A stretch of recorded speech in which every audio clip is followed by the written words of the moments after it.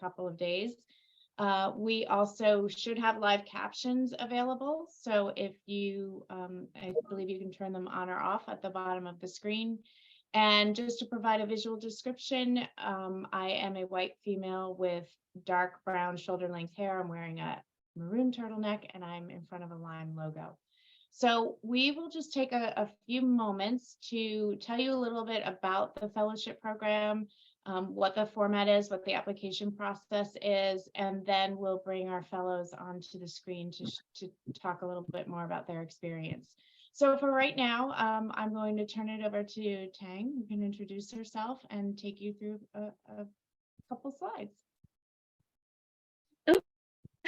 Hi, I'm Tang. I'm the Outreach Engagement Specialist here at Lime Connect. A visual description of me would be that I'm an Asian female with pink hair that's kind of growing out a little bit because I also have black roots underneath.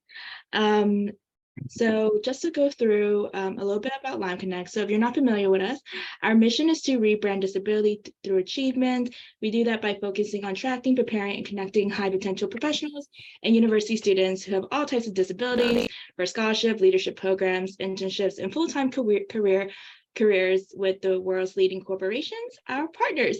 And we're very picky about the partners that we work with because we really want to work with partners that are, as we say, walking the talk when it comes to disability and inclusion. So some of our partners are in the US and Canada, and within the US, our partners include AstraZeneca, BlackRock, Bloomberg, EY, Goldman Sachs, Google, Johnson & Johnson, JP Morgan Chase & Co., Microsoft, NFL, PwC, Sony, and Unilever. And as you can see, they are from a variety of different industries. And even though we know that not all of our network members want to work within the corporate sphere, we always say that we always ask that people keep an open mind when it comes to potentially networking or talking to one of our corporate partners, because there are plenty of roles within those industries. Renee, can we go to the next slide? Yes, and some of the ways we do these, we built our Lime network is by, as I mentioned, attracting, preparing, and connecting our network members with our corporate partners, as well as with professional development resources. That's part of what Renee's job is. And we really work to sort of help people throughout their entire career cycle. So from the very beginning, when they're a university student throughout their entire career as well.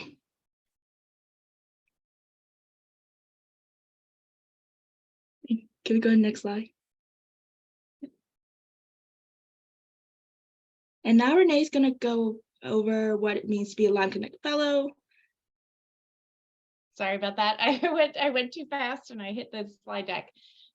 Yes, so what it means to be a Lime Connect Fellow, it's really hard to capture that on a slide. So you'll hear from our Lime Connect Fellows about what it means to them to be a Lime Connect Fellow, but there might be one or two of them that's wearing the sweatshirt that I think on the back it says a Lime Fellow is a member of a learned society united by talent, high standards, a zest for life, and the common trait of being awarded the Lime Connect Fellowship. So how are you awarded the Lime Connect Fellowship? You would be selected by our corporate partners. So Tang just told you who all of those partners are. They seem to be growing every time we talk about them, which is a fantastic thing. And they are involved in helping us select our fellows class. So you would be involved with attending a super day if you're selected as a finalist and having interviews with representatives from these companies: AstraZeneca, BlackRock, Bloomberg, EY, Goldman Sachs, Google, Johnson & Johnson, JP Morgan Chase, Microsoft, NFL, PwC, Sony, and Unilever. And if you're selected as a Lime Connect Fellow, importantly, because this is a big part of what's so special about being a fellow, you would join a network of over 250 other Lime Connect Fellows. And once we say, we don't talk about you as alumni, or we might refer to graduating, but we don't really mean it, because once you're a fellow for life. And what I can tell you is that this class will put us over the 300 fellows mark, 300 people in the fellows class. So it's an incredible network. You'll see when the fellows talk about it and they all connect with each other. Even if you're in different classes, there's this commonality about being a fellow. That's something that's really, really special.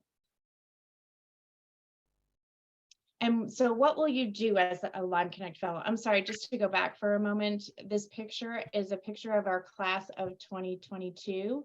It's all 25 of them, I guess, with Susan Lang, our Lyme Connect CEO. And this was taken at the partner dinner, which we can also talk about in a moment. What will I do as a Lyme Connect Fellow? If you're selected, you will attend our symposium, which is a 5-day, all expenses paid experience in New York City. We have a very packed agenda. I'm sure the fellows will tell you that too. We try to make the most of your time together. So you would come in on a Wednesday afternoon and you leave early, sort of Sunday early afternoon. We pay for everything. We pay for the hotel. We all stay at the same hotel. We pay for your travel expenses within the US. And that's a big part of what I do, is to develop the programming. So we have career development seminars. We talk about disability throughout the seminars, but we never really force the issue in terms of, you don't have to walk in the door and start talking about your disability. We have partner networking opportunities. That picture before was an example of that. That's always a highlight of the event, where you would get to interact with representatives from our partner companies at a lovely dinner. And so it's a little bit more of a closer one-on-one, more intimate setting where you can get to meet and network with partner representatives. So it's really a unique activity. And then we also have fellows group bonding activities, whether we do them collectively or you do them on your own. You'll see some pictures coming up. One of our group bonding activities is to go on a boat ride around Manhattan, which is always usually a really nice way to kick off the session. Then you will work with me throughout your junior year and throughout your career. So I love my fellows. They're not my fellows, but I call them that sometimes. I love working with them, and I love really just staying connected with all the fellows throughout their careers. The more intense coaching that you and I would do is throughout your junior year, when you're preparing and you're applying to internships and you have questions about that process. So that's where we work a little bit more closely together. But we have fellows from our first class in 2010 that still come back, and we work with them, and they give back to the program. So again, that's the whole idea. Once you're a fellow for life. And then we also look to you to help us with the mission of rebranding disability through achievement. There's no hard and fast way that we ask you to do that necessarily, but it's just become second nature to our fellows. They go into their organizations, they work with their ERGs, they come back and do panel discussions, whatever it might be. So it's really just owning that idea of rebranding disability through achievement. You would also, as a fellow, enjoy a boat cruise around New York City. These are pictures from our boat cruise from the class of 2021 and the class of 2022. It is our plan to do a boat cruise again this year. And you'll also share your story and make new connections. And I can't emphasize enough the idea of the community that's built in just 5 days. And again, I know I'll let the fellows talk about their own personal experiences with that, but you think, I don't know how it's possible that I would get close to people like that in such a short amount of time. And we've really seen wonderful relationships form, and just a connection of being with other people who might not have the same disability, but who have this shared experience of living with a disability. So that's a really nice, it may not be why people start or apply to the program, but it's a really nice result of being part of the fellowship program and attending symposium. So this is a picture on the left. It's a class of 2022, just really talking about their experiences as a person with a disability and getting to know each other, and how other people experience disability. And the class on the right, class of 2022, again with the boat cruise. Boat cruise makes for some really good pictures, so you'll see that we have those strewn throughout. You'll also participate in meaningful workshops, meet fellows from past classes, and network with partner representatives. So the lower picture on the right is a panel discussion with our partner representatives. that's what we've done in all the previous years. We've had a panel discussion where our fellows ask questions and they get to hear about the programming at and the experience at our different partner companies. And then on the left, it's a picture of all of us in the room.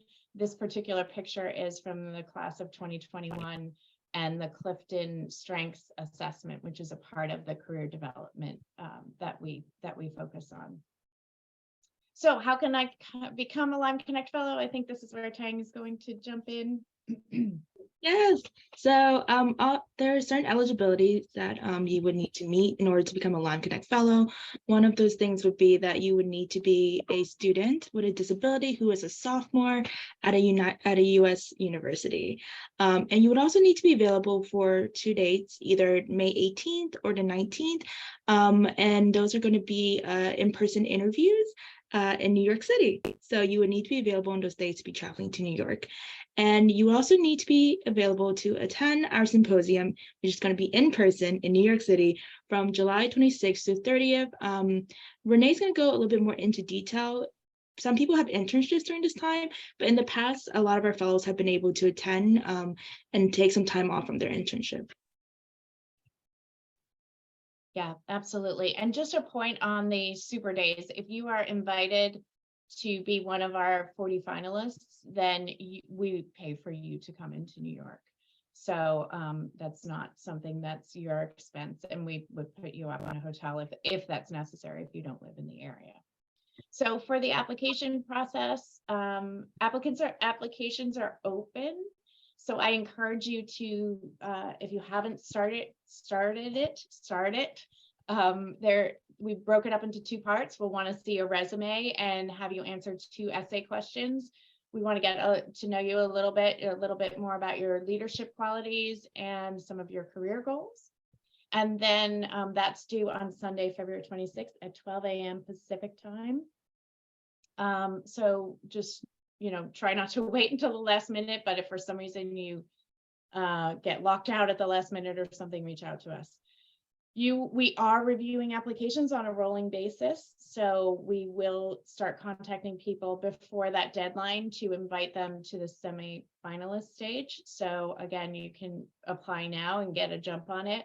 If you are selected as a semi-finalist, you will answer 2 more essay questions about how you break stereotypes, and then a little bit more about the nature of your disability. That piece is due Sunday, March 26th, again at 12 a.m. Pacific time. We also, at that stage, will ask for a letter of recommendation from a professor, advisor, supervisor. We just really want to get to know a little bit more about you and how someone else views you and your work or your your background. That will be due, I don't know if it's exactly a week later, but anyway, it's due on April 2nd at 12 a.m. Pacific time. And again, if you have any challenges with any of these components with our system or anything like that, please reach out to one of us. Start thinking about your reference now so that you're not asking someone last minute to try to write something for you. So start, reach out to someone that you think would be a good reference for you and say, hey, I'm applying to this program. If I get to the next stage, would you write a letter of reference for me? It's always good practice to give people as much notice as possible. Yeah, I think that's that piece of it.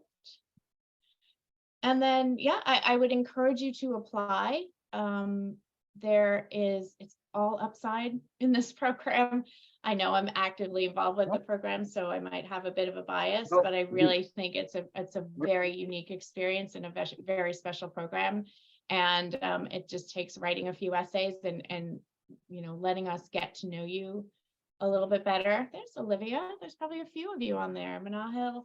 Anyway, you're going to meet some of these people in just a moment. In this picture, this is a picture on the boat again in front of the bridge for the class of 2022. So it's really just to touch on the application before I bring on our fellows. I read all the applications along with one of our other colleagues, and really what we want to know, we just want to get to know you. So really, when you're thinking about your essays, think about what you want us to know. We are the only ones reading these applications. There are no partners reading these applications. So you should feel free to talk about you, your experience with disability, your approach to leadership, whatever it is, so that we can get a true sense of you. Because we don't do interviews at this stage. We only have the interview process when you get to the finalist stage. So just approach your essays with that in mind, that we really want to get to know you. Okay, so that's the last of the slides. Tang, maybe you can just put our email addresses in the chat, and that way I won't have to keep this slide up. And thank you. And I will stop sharing, and I'll invite our fellows to join. Please feel free to start putting questions. Oh, I see there's some questions in there. So Tang, you can feed them. Do you want to answer some of those now? And then I'll start spotlighting the fellows so we can bring them. Yeah, I think I answered most of them. One of the questions that was asked is, if there is a reason you cannot attend in person, can the interview be done virtually? I assume we're talking about Super Days? Yes. Okay, yes. So if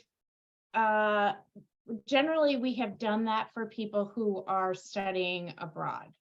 So if you can't be here in person, then we've been able to Zoom people in, or whatever we did at the moment. But so if that's an issue, reach out to us and we can talk about it. And don't let that hold you up from applying. Who am I missing? Do I have all of you? Okay, so here's what I'm going to ask. I'm going to ask each of our fellows to introduce themselves, where you go or went to school, and what class of fellows you are. And then anything you want to tell us, like if you have an internship, or you did an internship, or you have a job, or whatever you might want to share that might be appropriate in this setting. And Olivia, I will start with you. Very great. Thank you so much. My name is Olivia, and I'm a junior at Columbia University, and I was a fellow in the class of 2022. I am majoring in history, but this summer I'll be interning at JP Morgan, which was really helpful in being a fellow. That was a great way that helped me network with people at JP Morgan. And I think that also goes to what Renee and Ton were saying earlier, with you don't have to be a finance major or an econ major to do it. This is such a great platform to get exposed to those companies. Thanks, Olivia. Trey. My name is Trey, and I am a senior at Georgia Tech, getting my bachelor's and master's in computer science. I was a part of the class of 21, and this summer I will be interning at Bloomberg for my second time. Thanks, Trey. Sunint, I see you next. Hey everyone, it's great to meet you all. My name is Sunit. I'm currently a senior at Dartmouth, majoring in computer science and economics. Let's see, outside of that, I worked at BlackRock, which is one of the corporate partners. I think that's everything. Yeah, wonderful to meet you all. I'm happy to answer any questions you got. Jordan. Hello everyone, nice to meet you. I'm Jordan. I'm a senior at Tulane University in New Orleans, and I'm studying finance and political economy with a French minor. And I was working at Google last summer in product marketing on their cloud team, and I'll return full-time after graduation. I'm excited for all of your questions, and nice to meet you guys. Thanks, Jordan. Manahil, last but not least. Hi everyone. So I'm Manahil and I'm currently a junior at Cornell University, majoring in policy analysis and management. I was a part of this most recent fellows class of 2022, and I'm going to be an incoming intern at PwC in their management consulting practice. Yeah, I forget if there were anything else, but That's perfect. That's a good And I can start. add, I'm fellows class 21 as well. Thanks, Jordan. Okay, and we already have a question from John, who knows Griffin Klein, who is the class of 2021. So some of these guys know Griffin as well. He mentioned one of the best things he got from this program was the wonderful connections he made with the other students. Are there any opportunities online or in person where we connect and spend time with the other fellows? The community part of it is very important to me, and I was wondering how often everyone connects with others in their classes. So why don't we do a 2021 comment on just generally the community piece and how you all stay connected.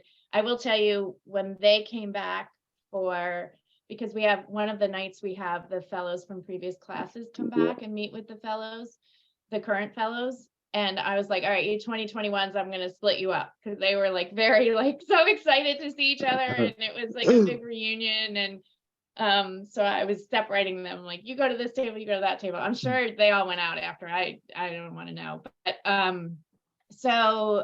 Jordan, do you want to start with that question? Yeah, sure, happy to. I guess from the start, we have a symposium in New York with all the fellows. Everyone's there in person.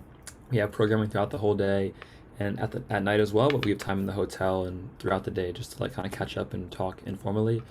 We also have a group chat. We keep going on GroupMe since we all became Yeah. fellows. And then just to show too, like I know Griffin personally from my fellows class, and I met him in Barcelona when he was abroad there, and I was abroad too in France, and so just really connected throughout the year. So yeah, just you make great connections from that first symposium weekend, but then you stay connected through like online stuff. But there's no physical events after symposium that's like catered by Lime Connect. It's more like on your own, making sure you're taking initiative to be engaged with your friends. Yeah.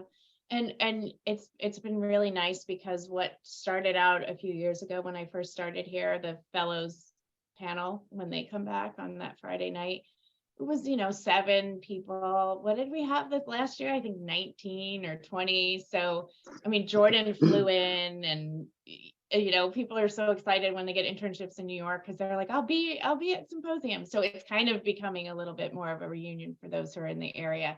So Nint, do you want to talk about that? And Griffin? Yeah. No, I know Griffin pretty well. Yeah, I was in Jordan's fellows class, and Griffin was in our class too of the 2021. So to your point of, is there sort of opportunities after to connect with them and see one another? I mean, of course, the fellowship itself, you have a couple of days in New York, like Jordan said, a great experience. The days are pretty packed. You're going to get up pretty early and, be pretty busy till the evening, but you're going to spend a lot of time with these people. And there's like downtime in between sessions for, meals and, sort of when you're just chilling and hanging out, get to know each other personally. You might end up going out in here in New York City. And for a lot of people, it's pretty exciting. I think our class went to like a comedy show and stuff like that. So you get to go to different experiences as well, kind of on your own as a group, which is really exciting. Beyond that, like, I won't say like you'll be connected to every single of the 20-25 people like always and seeing them regularly, but we have group chats, and definitely some of them will become really close friends. I also went to Barcelona with Griffin while he was doing a study abroad. Luke, who's another fellow of our class, joined us there. And I think a few other, Emily was also there as another fellow in our class. So we had several people from our class just kind of show up there. Outside of that, I was also interning in New York this past summer. Griffin was actually my roommate. And he literally just called me like right now, like a minute ago, possibly because he saw us here or something. But so the point being is, you'll be really close to friends with some of these people. And I think that's like the biggest thing. I don't want you to Renee's earlier point of, you're not like an alumni of the program. I think it speaks very truly. Of course, the 1 week you have is exceptional, but beyond that, I'm well connected to a lot of people, and you'll be friends for a long, long time. So definitely recognize it's a lifelong program. Whether you like it or not, you're kind of stuck on this boat. So yeah, but definitely you'll be connected to everyone and have a lot of opportunities to connect formally or informally. Yeah, it became like, where in the world are the fellows? It was like pictures from all over. Trey, I don't want to leave you out if you wanted to comment on that. I think they covered a lot of it. One other thing I will say is I think one thing we have found the group me to be real beneficial for is finding support in each other to figure out how to navigate certain situations without disability. Um, from, for example, just the other day, one of us was having issues with a professor and accommodation, and when a couple of the people from our class got on and kind of taught that person through some options for how to handle that. So that's also another very positive aspect about the community. Yeah, really good point. Thanks, Trey. So having this group who you may not talk to all the time, but who is a resource for you that you can sort of put a question in the group chat, or has anybody had this experience? Has anybody asked for this accommodation, or has anybody dealt with this with their professor? So just knowing that that group is there, I think even if you're not active all the time after you leave symposium, it's a group that's sort of always there for you. Thanks, Trey. So 2022's, what I will say is, from our perspective, the Lyme team perspective, every class is different and their interactions are all, different in the way that they bond. But we've seen this kind of really special bonding for many years now. One of the nice things that we do that I didn't mention is that part of, we reserve a suite. So in the hotel, so that you might go to a comedy club or you might go do karaoke one night or something, but there's also this suite where you can all just hang out and at night. And I can usually tell the next morning when you've been hanging out at night. So, but it's really a nice way for people to bond. So Olivia, do you want to talk about 2022? And then Manahil, I'll bring you in as well. Yes, definitely. I think the suite was the first thing I was going to mention, because every night we were in the suite, and the first night I think we were there like a little bit late, but not too late. And then it got progressively later until the last night.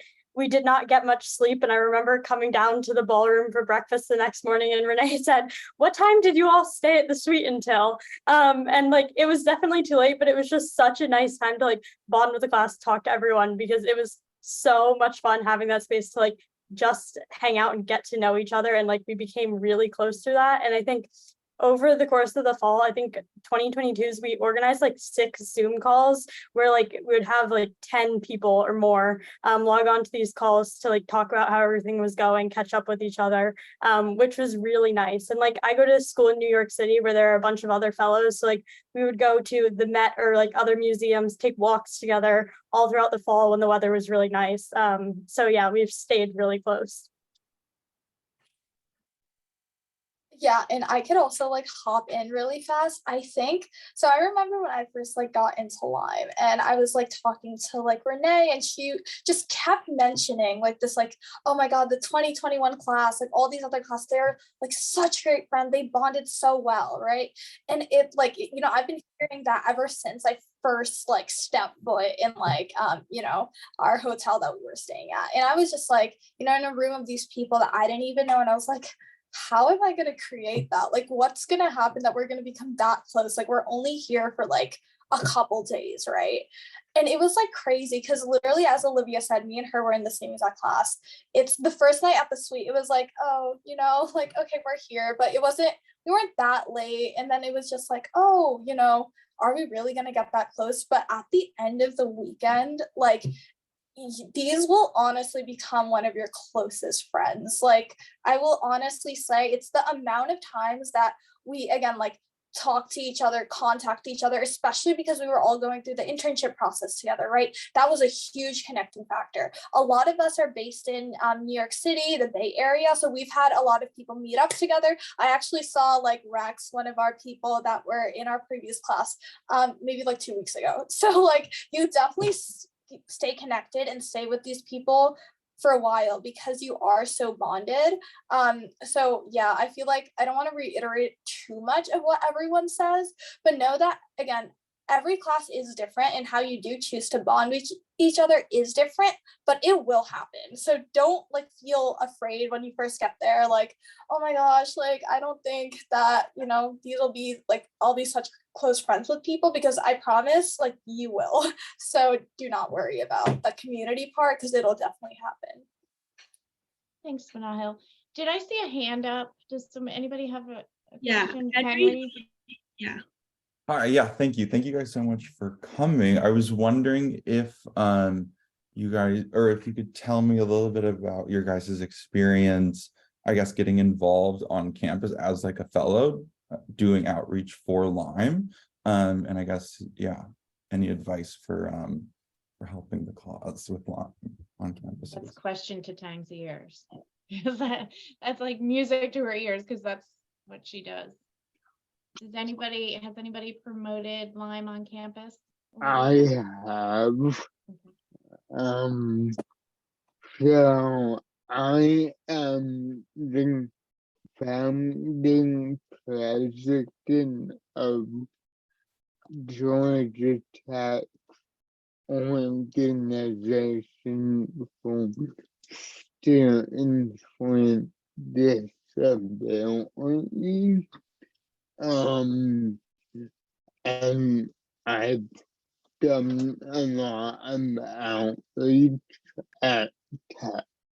So I would just say, like, number one, if you have a club that does like a newsletter, just put a blurb about Lyme in that newsletter. Number two, just like try to work with the disability office on your campus to see if you can get the word out that way. So yeah. Thanks, Trey. And Jordan, I see Jordan's hand up. Okay, thank you. Just for me, it's been mostly just starting now. Our career center at Tulane in the business school wants to partner with Lyme, so I've kind of been like facilitating that, just starting up. But I think that'll look like program partnerships. It'll look like newsletters maybe between like Lyme and Tulane. So overall, it's just how can you help connect, at least in my vision, your school with different offices to Lyme Connect. And I think after the business school career center, I'm going to focus on the student accessibility office and working with them to help students there that are actually involved understand what Lyme Connect is. Because for me, I'm the first fellow from Tulane to be part of Lyme Connect, And then I'm just kind of branching off from there to really create like more exposure and awareness is kind of my goal with this. And I hope to do it as an alumni as well, because that's the biggest thing. Once people know like this actually exists, it's amazing and so impactful, but it's how you have to find out first like what it is and then how it works and then why to apply. So that's my like goal next year or so. Yeah. Love that goal. Thanks, Jordan. Yeah. Yeah, likewise. I think just awareness is probably the biggest thing. And serving as a resource is really important too. For me, I don't remember exactly where I heard about Lime Connect, but I feel like vaguely I just heard about it from someone else or on the internet somewhere. And there wasn't really any like information or advertising at Dartmouth. Like we have SAS, which is Student Accessibility Services, which actually after the program, seeing how beneficial and rewarding and just like impactful it was kind of frustrating to me. I'm like, there's a lot of people who would, miss this opportunity. So one of the things I did is just like email them and let them know like, hey, there's these XYZ resources and programs that you should be aware of and advertise to students with disabilities. And I got an email, I think yesterday, from Student Accessibility Services at the campus saying, hey, student disabilities, like here's some, programs and things for you. And one of them was Lime Connect and this info session specifically. So it's really great to actually see they took that feedback to heart and, acted on it. So that's really great. And I think to the point people have made, it's kind of like a network effect. You really need to have a lot of parties and stakeholders do that outreach. And so I think that's really an important way. And, of course, the easiest way is to like advertise and let people know.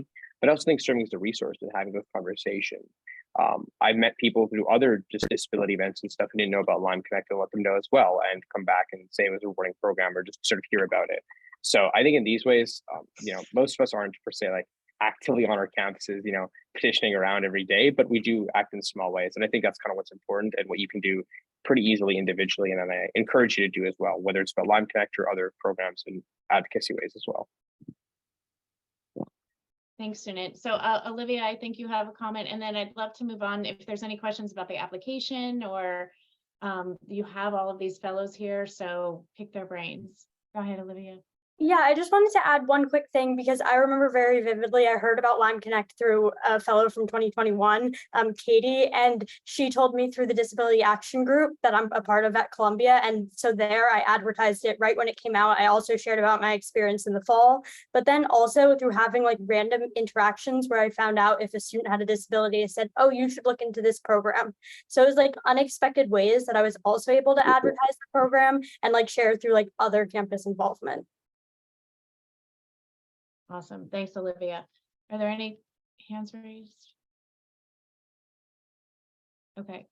A couple things I want to comment on, and then if there are any questions about the application process or any concerns, anything, please feel free to ask them. If you are nervous about the idea of having a super day, maybe you haven't interviewed up till this point or anything, you can all just nod your head because I know you're going to agree with me. These are going to be some of the nicest interviews that you will ever have, probably. These are people who are joining because they're really excited about Lime Connect. They really want to meet you. So it's not like it's going to be an easy interview or a gimme or anything like that. You'll need to prepare for it. But I think the finalists often go in really nervous and come out smiling. And, really start at Super Days, making some really strong connections with that, and adding these people to their network. So that's one thing I wanted to comment on. We are across the board, we accept every type of disability. So there's not that one disability gets more weight than another disability or anything like that in the application process. So you should, bring yourself into that application and let us know about your personal experience with it. Tang already touched on the fact that if you do have another internship, I don't know if anybody on this call had an internship when they attended Symposium. Manahil? Yeah. Okay, go for it. Yeah, so I was working at a local bank when I got the internship, and it was I feel like a lot of internships are really accommodating if you tell them ahead of time. I know that Renee reached out with the final dates when we did confirm that we were selected, as a person to attend the fellowship program. So, I just emailed my employer and told them, because it starts on a Wednesday, at least my year did. So it's just Wednesday, Thursday, Friday that you would have to miss, which again, assuming that you will work the rest of the duration of the internship isn't too bad in the grand scheme of things. And I found my employer was very accommodating, and I know a lot of the other fellows that did have internships at that time were able to make it work. So please don't worry about that. Yeah, absolutely. I don't want that to hold anybody back from applying. So, you know, we do expect you to be there for the entire symposium. It's important to be there because otherwise you miss components of it. But we have had on occasion someone have to step out to take a phone call or a meeting or something like that. So we do try to work with you as much as possible. So don't let that hold you back. Any other questions come up while I've been chatting away? Yes. What are the Oh, sorry. Go ahead. what are the dates for the symposium again? July 26th through the 30th. Okay, thank you. Go ahead, Tang. One of the question came up. Someone asked if the fellows will be open to having their contact information shared after the call. I think if you're any of you who are comfortable, just put your whatever your preferred contact is in the chat. But you can also ask a question if you have a general question that can help everybody. Okay, I have another question then. So I know on like the portal thing, it says that I can't start it without having my entire profile done. So like if I do start it, because I really want to have a chance to look at the essay questions, so I have time to think about it, but I'm not 100% done with, say, my resume or something. So if I do start it and look at the essay questions, so I have time to think it through, will I not get a chance to go back and like update my resume or something?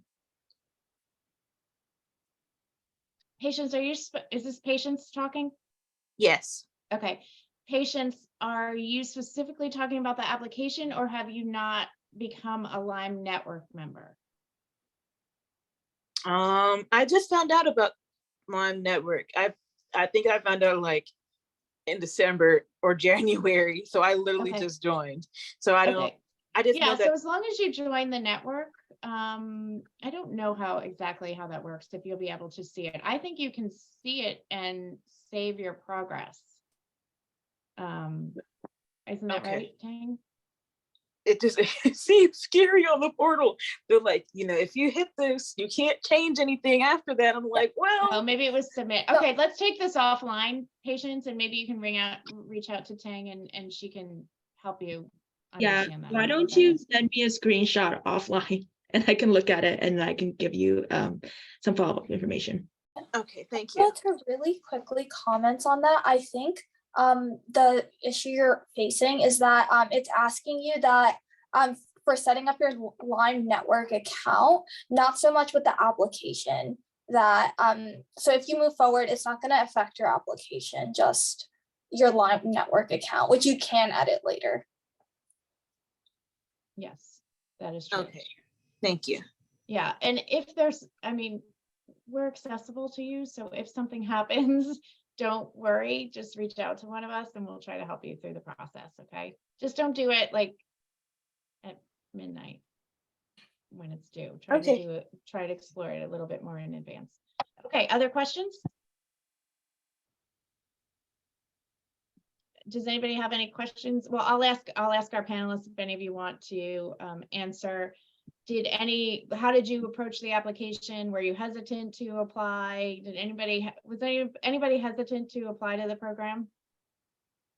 I think I was really hesitant because I was always told not to share my disability. It was not something that I did prior to, like, I would say at the end of freshman year of college when I was applying for like one of the clubs on campus, there was a question about a disability, and that was the first time I'd ever disclosed to a person my age. And so I think I was overall hesitant to apply, but I think hearing the experience of like Katie, who like helped me with the process, that really encouraged me to do it. And like in retrospect, I'm so glad I did it because I think it was one of the most valuable things I've ever done. And to add on to what Olivia said, I actually had the opposite experience. So I've like had my disability, ever since I was little, and that I was very comfortable with it. I have a sensory disability. I'm blind, so it's kind of like really obvious to everyone I meet. So from like kind of having it, I was like, oh, I'm very comfortable. What can I really get from joining Lyme, right? Because I've been so immersed in this disability space all my life. But from coming into this, organization and like being a fellow really impacted so many ways that I wouldn't have even thought, especially because I thought, I know disability, right? But the amount I've learned from so many of the other fellows in my class was honestly like unmatched to anything that I could have done from my personal experience. So if you are, the person I was like before I applied, I would definitely still encourage doing so. Yeah, those are great, both ends of the spectrum. So I really appreciate that you both shared your perspective. For anyone who is on sort of the Olivia side in terms of not really openly talking about your disability, I do want to preface this whole experience with the fact that you don't have to walk in the door and start talking about your disability completely openly and with all of these perfect strangers. It's not how the program is designed. It's not how Symposium is designed.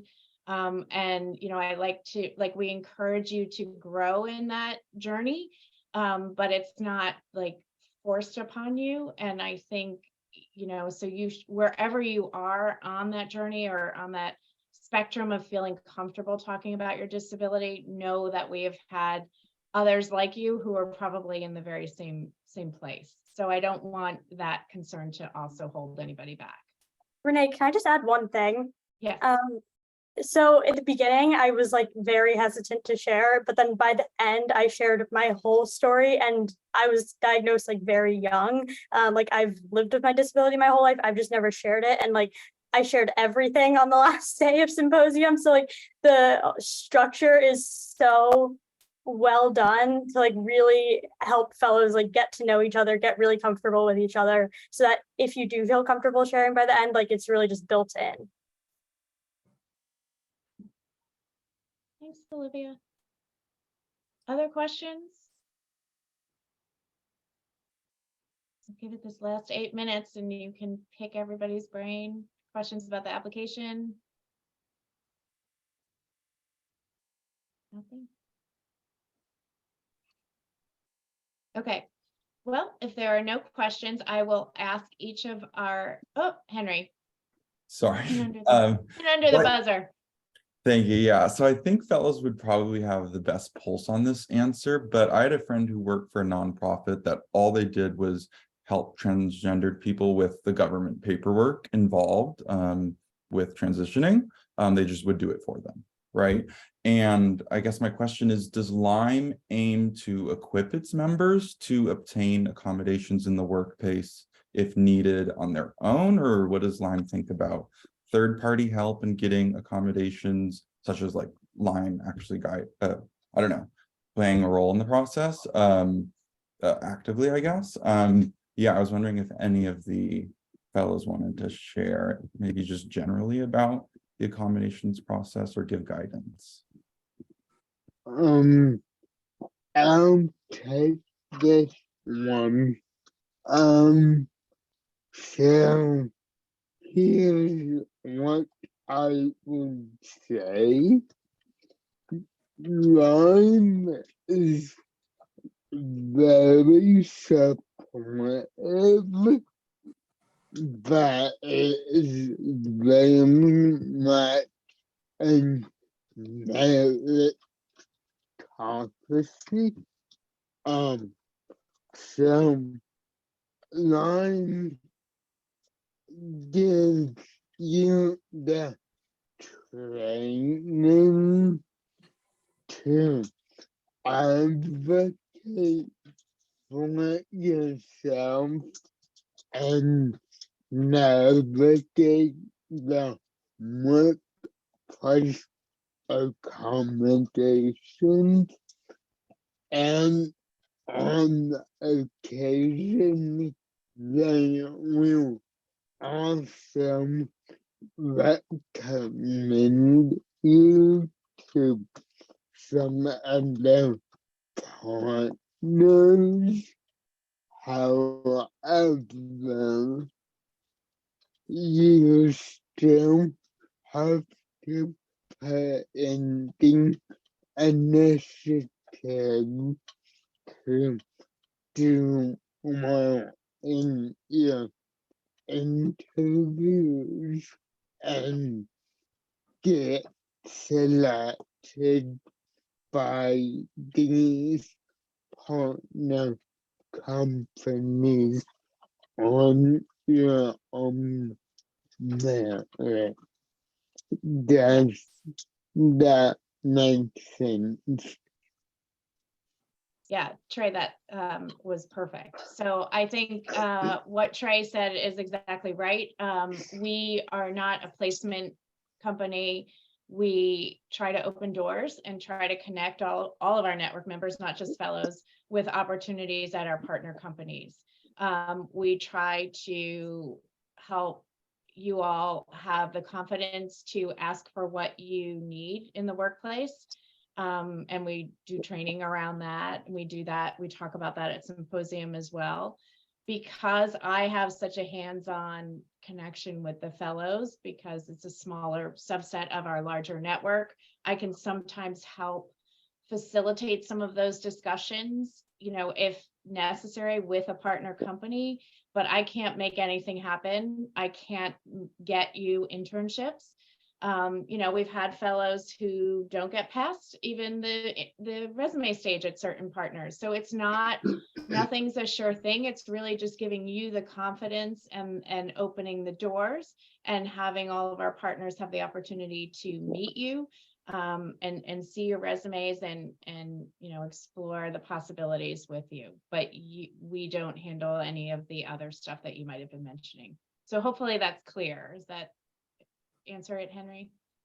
Yeah. No, I personally was just so, I don't know, transformed the first Lyme event that I went to, and the guidance and the metaphors and just the whole perspective into the journey of asking for accommodations separate from the actual recruiting process, right? It's like you mentioned it before, the offer letter during or right before you're signing, after, maybe the first symptom appearing when you think you need it first. It's like just the fact that there's a community helping each other to I guess to work together, and this would be exactly what you're talking about. Great. Okay, thanks, Henry. Kirsten. Kirsten, yes, hi. So Hi. I was wondering, for the students who've been through this process, I'm a parent, so I was wondering how can I best support my student?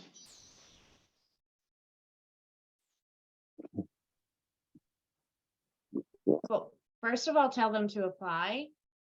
I've had more people come through and say, my mom told me about the program, or my parent, found the program. My neighbor's son went through it, or something like that. So I think encouraging them to apply and understanding that there's this community. This recording will be available. And you have some of the email addresses. I would even say someone would be willing to talk to them. Jordan's shaking his head. So Jordan, I'll let you come on screen. No, just saying, yeah, of course, happy to chat. And even for me, my experience, my mom actually recommended I apply back in the very beginning. So just that first entry point is so important. But then, of course, as you were saying, emails for all of us. I'm happy to connect, LinkedIn, email. I can say the same for most of us on the call too. I think we're all very just like grateful to be here and to have support Lyme Connect gave us over the past few years really is invaluable. So I'm just happy to give back. So yeah, feel free to reach out to me or also Lyme Connect staff. They're happy to answer questions too. Great, thank you. And also, if I could quickly add, I think like the role of a parent is like, it's like so tough to try to figure out what exactly is the best way. And sometimes, you try to support, your child the best you can, but, your bandwidth and like how your like knowledge on the topic can only go so far. So I think connecting them with a community like Lyme would be like ever so beneficial. So you know, I definitely like encourage, you know, watch this recording, you know, get encourage them to apply. I know like my mom is always like just telling me to do things. I'm like, okay, like you know best. So like definitely you know, do it. Again, I'm also happy to chat whenever. So yeah. Great, thank you. I don't think those words have ever come out of either of my child's name. Mom, you know best, but that's good for your mom. Well, it was a long time for me to come to that fact. Almost All 20 right. years, but There's hope. There's still hope. Yeah. Okay, so I think we're wrapping up. A person that answered your question. Okay. I will give each of our panelists 30 seconds to just your last thoughts or your recommendation for you know, for everybody joining the call. Trey, why don't you start? I would just say, if you're still on the fence, just apply. This is a really great experience that can be life changing, and you have nothing to learn. Thanks, Trey. Sunit. I would say just apply. Like, don't think about it too much and just go ahead and apply. It's an amazing experience, and you know, I don't think words can describe how impactful it was for any of us and what you'll get out of it. I was also like a little bit just like, I guess, cynical at first, like, you know, how effective is this going to be? Like, am I going to actually learn something from this? Am I going to grow as a person? Is this going to be like uncomfortable for me? How's this going to be? But it's an amazing experience. And I think beyond just the fellowship, Lime Connect does so many amazing things. There are other programs, receptions, there's the, you know, online portal. So, you know, whether you're eligible for the fellowship or not, or you're, you know, a freshman or soon to be, just connect in other ways, because all these programs are wonderful. I've been able to like do some other sort of like programs and scholarships and things from Lime Connect as well, and can attest to the success and just impact of all of them. So my advice would be to apply, and it'll impact you in ways you never expected. So I think it's a uniquely rewarding experience, and that makes it definitely just worth the, you know, couple hours or however long you're going to take in applying. So truly impactful, and very, very, like, you know, thankful to Lime Connect for this. So cannot speak more highly about the program itself and the whole team. And then Jordan. So just for me, like final notes for just looking back at my application, just saying the interview process and the essay and whatnot. It's just how can you really show your best version of yourself, and even just be clear about like who you are as a person, like what are your values, what are your passions, where do you see yourself in the next 5-10 years.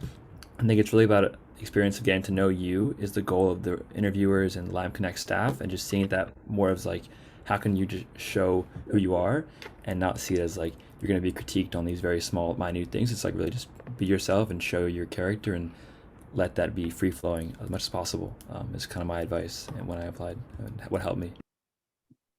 Perfect. Thanks, Jordan. Olivia.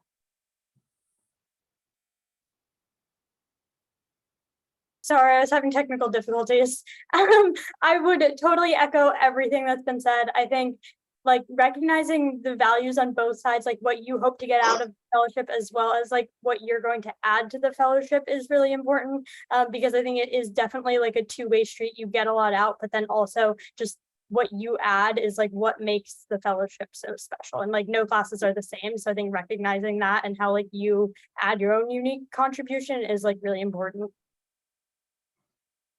Perfect. Thank you. Manahil. Yes. So again, echoing what every single person said, you know, I like strongly endorse everything, but just like as a final note specifically about applications, and you know, we have, I think Lime asked you to write like 3 or 4 essays or 2 essays. Again, try to be your most authentic self and don't try to put on a face of what you think Lime Connect, a disability focused organization, wants to hear. Renee mentioned this earlier, you know, you don't have to be comfortable disclosing your disability. You don't have to be as far along in your disability journey as some other people are. They're looking for people from all stages of disability disclosure to kind of, you know, cultivate this, you know, identity and this understanding that disability is, you know, something that affects everyone and can affect anyone at any time. So please, again, try to be as authentic as you can in your applications, and don't try to put on a face or something that's not true to you. You know, and also in terms of the actual symposium part of it, be present. I think the most important part is to really try and make the most of your experience.